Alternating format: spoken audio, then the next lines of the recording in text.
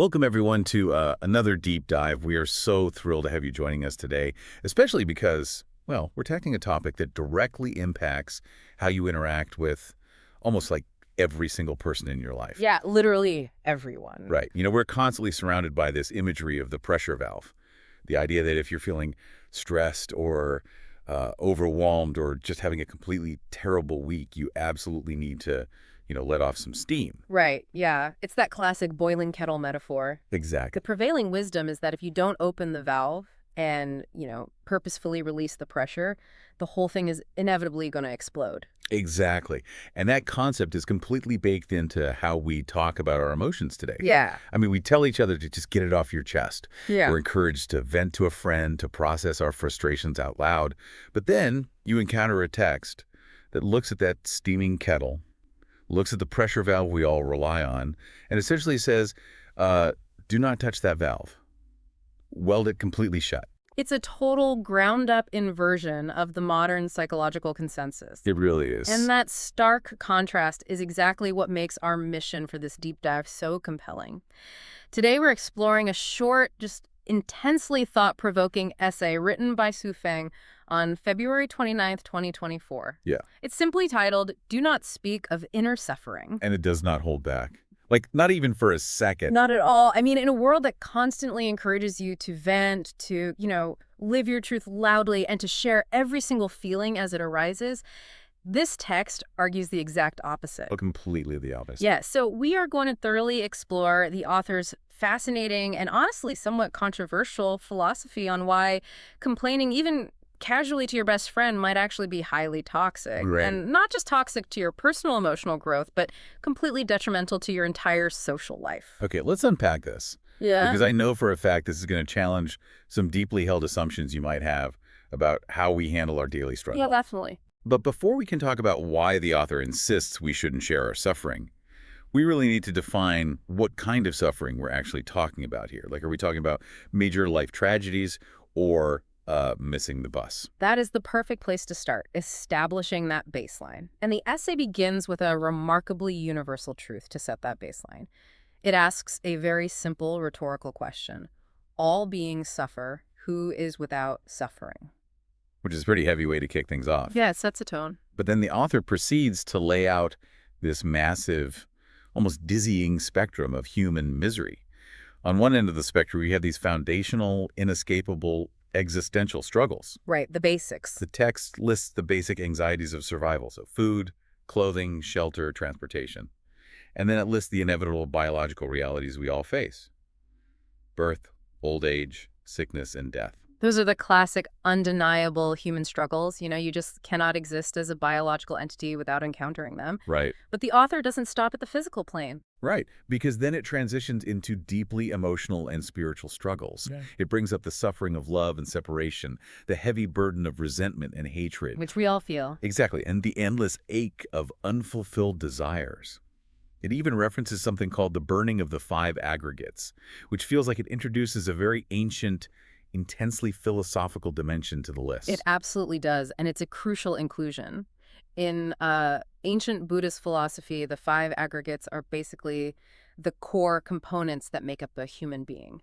Okay, like what exactly? So it's our physical form, our physical sensations, our perceptions, mental formations, and our consciousness. Wow, okay. Yeah, and the text referencing the burning of these aggregates is tapping into the idea that simply existing, simply having a body and a mind that perceives the world around it, inherently generates friction. So just being alive is friction. Exactly. Our Yeah. attachments to these components literally burn us. It's Yeah. the intrinsic suffering of simply being alive. That is profoundly deep.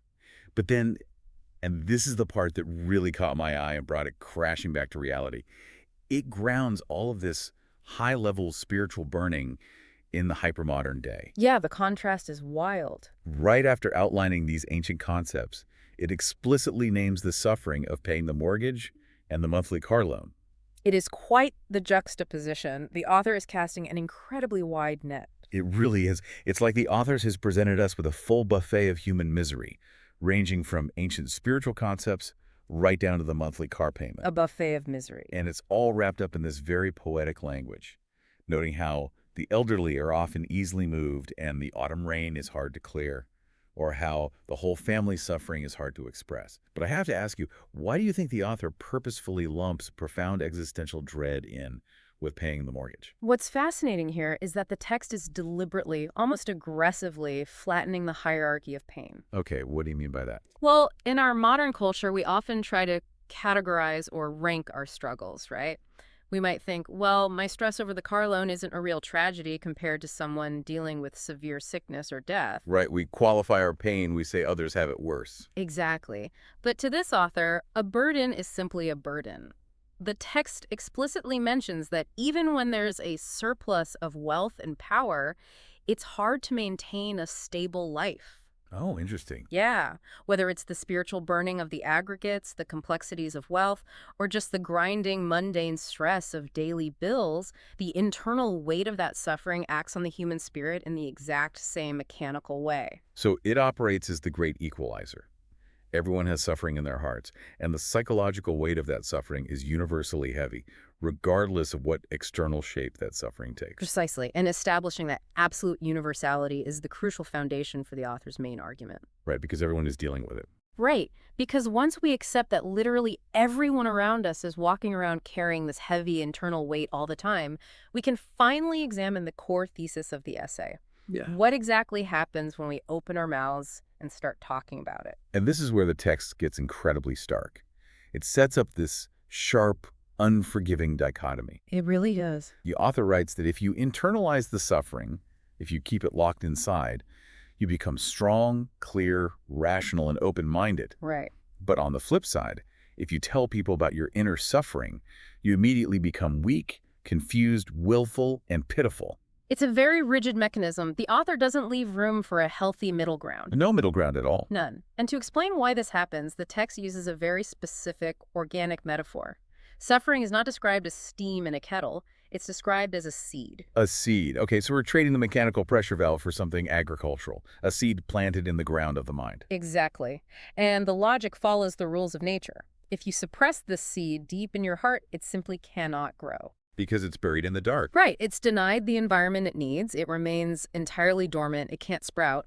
But the moment you speak it aloud to someone else, you are essentially bringing that seed out into the sunlight and watering it. Oh, wow. Once spoken, it begins to sprout, it grows, and very quickly it becomes a massive emotional structure that you can no longer control. Wait a minute, I have to push back on this.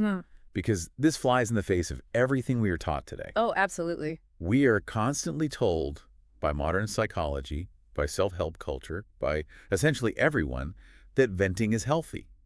We're told that naming your feelings gives you control over them, that vocalizing shrinks the monster in the closet. But the author is basically saying that venting is just coughing your emotional germs onto your friends. That's a very vivid way to put it. How does this seed metaphor change the way we should view a casual complaint to a buddy? Well, what makes the essay so compelling is that the author actually anticipates that exact pushback. The text explicitly acknowledges the physical sensation of relief. Okay, so it knows it feels good. Yeah, it says that when you speak out the suffering in your heart, you will feel a little more relaxed. You will feel a little more comfortable in that moment. It doesn't deny the momentary physiological high of venting. Okay, so it admits that opening the valve feels good. But I'm guessing there's a catch. A massive, socially destructive catch. Yikes. The text calls this process the transfer of suffering. By speaking out loud, yes, you transferred the suffering out of your own immediate system, which feels like relief for you. But where did that energy go? It went to the listener. Exactly. It didn't just evaporate, it went directly into the listener. Yeah. Now the listener, who already has their own heavy burdens, starts to feel uncomfortable. Ah, I see. So you're essentially buying your own temporary emotional comfort at the direct expense of your friend's peace of mind. According to the text, yes, that is the exact transaction taking place. And the long-term cost of making that transaction repeatedly is devastating. Because no one wants to carry your stuff too. Right. The author argues that this behavior turns the complainer into a source of what they call a suffering plague. A suffering plague. Wow. Think about the mechanics of a plague. In the eyes and hearts of others, your negativity becomes contagious. And because human beings possess a natural biological instinct to avoid a plague and protect themselves, people will simply start to avoid you. Which means your momentary relief just bought you long-term isolation. Exactly. The text states it very plainly. If you do this, your days will become more and more bitter. You trade 10 minutes of temporary comfort for permanent social isolation. That'd be brutal. People inherently want to avoid the plague. The essay is laying out the brutal underlying social mechanics of complaining. It tells you that if you keep it inside, you are viewed by the collective as a strong, capable person, and people will naturally want to interact with you. And if you speak out? The minute you speak out, it signals weakness, it signals danger to the group, and that social interaction completely dries up. Here's where it gets really interesting, because the essay doesn't just keep this theory confined to the level of individual friendships. It takes this concept of the suffering plague and applies it to a much broader socioeconomic scale. It really scales it up. It starts looking at who complains and who doesn't on a societal level. The text points to a historical phenomenon, claiming that people who achieve something are mostly not complainers. Right. And it claims that the more people live at the bottom of society, the more they complain. It's an incredibly direct and arguably quite controversial correlation being drawn by the author. Very direct. And it goes even further into the power dynamics. It states that successful people actually have more suffering in their hearts. Yeah. It argues that the suffering of a boss is far more complicated than the suffering of a worker. It says a president's suffering is vastly more complex than a common person's suffering. Yet the text points out the boss and the president do not complain to others.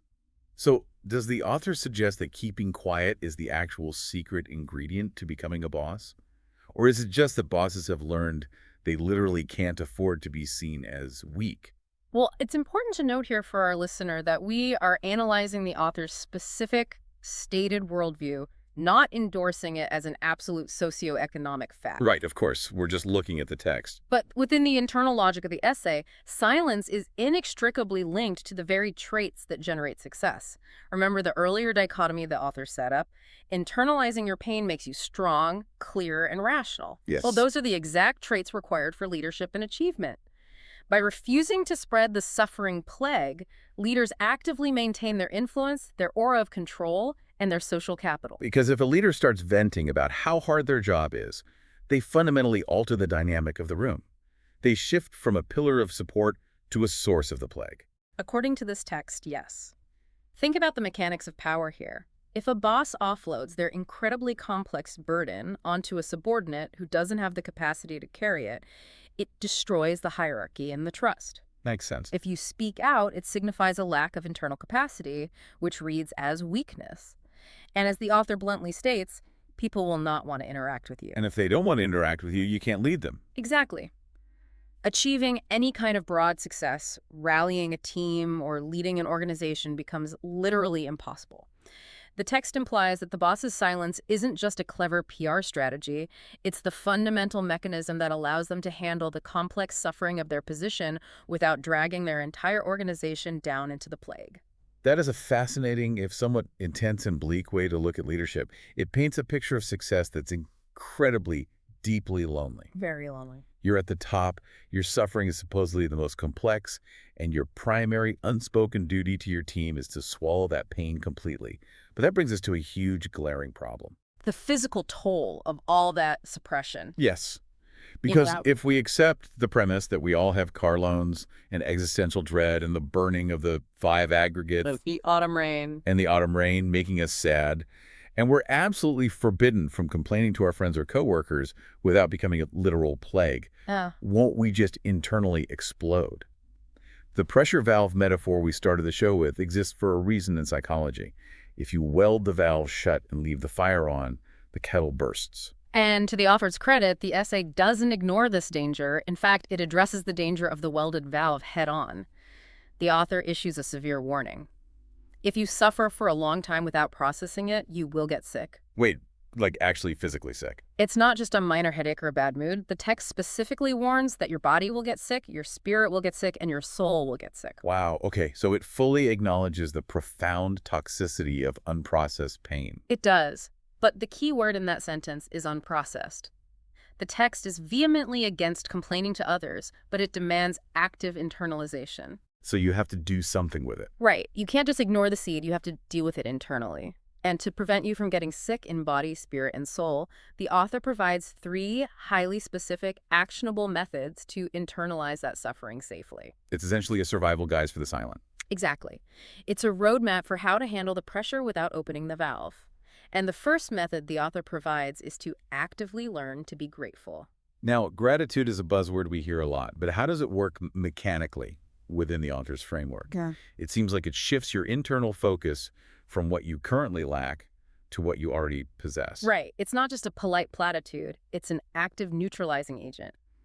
By forcing your mind to focus on gratitude, you are essentially starving the seed of the resentment and self-pity it requires to sprout. Oh, I love that. Yeah, it neutralizes the suffering entirely internally without ever needing to expel it onto someone else. You change the soil so the seed can't grow. That makes total sense. Yeah. And what's the second method? The second method is to actively and optimistically do things. Action as an antidote. If you're moving forward, if you're actively engaging with life and building momentum, the seed of suffering simply doesn't have the idle time or the stagnant attention it needs to take root in your mind. It's an active transmutation of the energy. You take the friction of the suffering and apply it to forward motion. You just can't actively move forward while simultaneously wallowing. Right.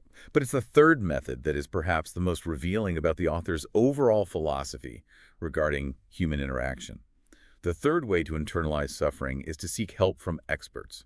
And the author is very, very specific about which expert. It breaks it down rigidly.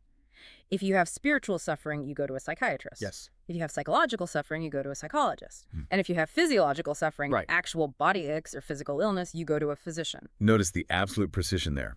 The author compartmentalizes pain perfectly. Every single type of suffering has a designated professional receptacle. But the golden rule here, the absolute final uncompromising command of the essay, is that there is no need to tell people who are not experts. Not at all. The text literally asks, since it's useless, why bother to say it? So basically, telling your friend about your existential dread over a beer is like taking a broken car to a baker. That's a great analogy. They can't fix it, so why bother? But it makes me wonder, how does this change the traditional definition of friendship? Yeah. We usually think of our closest friends as the exact people we share our burdens with. If we connect this to the bigger picture of the essay, it reveals a deeply pragmatic, almost utilitarian view of human communication. To the author, words should only be utilized if they serve a functional, mechanical purpose. Oh. If a professional has the specific tools to fix the problem, you speak to them to facilitate the fix. That's a functional transaction.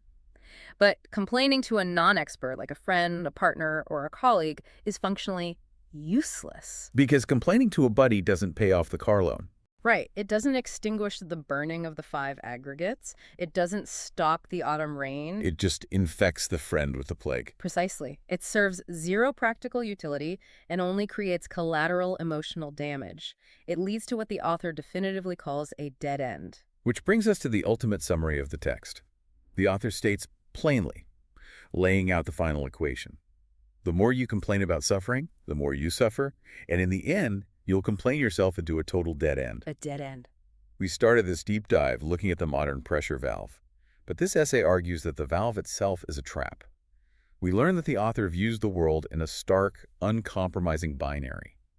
As the text concludes, sweetness symbolizes heaven, and suffering symbolizes hell. Yeah. People naturally, biologically want to move toward heaven, and absolutely no one wants to move toward a person who represents the hell of constant complaining. So what does this all mean for you, the listener? We live in an era of unprecedented oversharing. We really do. From social media feeds to reality television to the overarching cultural mandate of living your truth loudly, every system around us pushes us to externalize every internal fluctuation we experience. Share everything, all the time. Exactly. This text serves as a massive philosophical stop sign. It challenges you to reconsider the sheer weight and consequence of your words. It asks you to recognize the immense, quiet personal strength required to simply bear your own burdens and to respect the peace of the people around you enough not to infect them with your own plague. It's a heavy philosophy, undeniably, but a fascinating lens through which to view our daily interactions and our social structures. But it leaves me with one final thought for you to chew on. Let's hear it. The author says that sweetness symbolizes heaven, and everyone naturally wants to move towards that heaven. But If we all actually follow this advice to the letter, if we all aggressively hide our inner suffering to avoid being a plague, and we only ever show our curated sweetness to our friends and colleagues, does that mean the heaven we're all moving toward is just a well-crafted illusion? Are we inadvertently creating a society of perfectly strong, brilliantly silent people who are all secretly bearing the exact same burdens, but doing so completely alone? A profound question that certainly lingers long after the essay ends. Thank you so much for joining us on this deep dive. Keep questioning the world around you, keep unpacking these tough ideas, and keep exploring the fascinating complexities of life. We will catch you next time.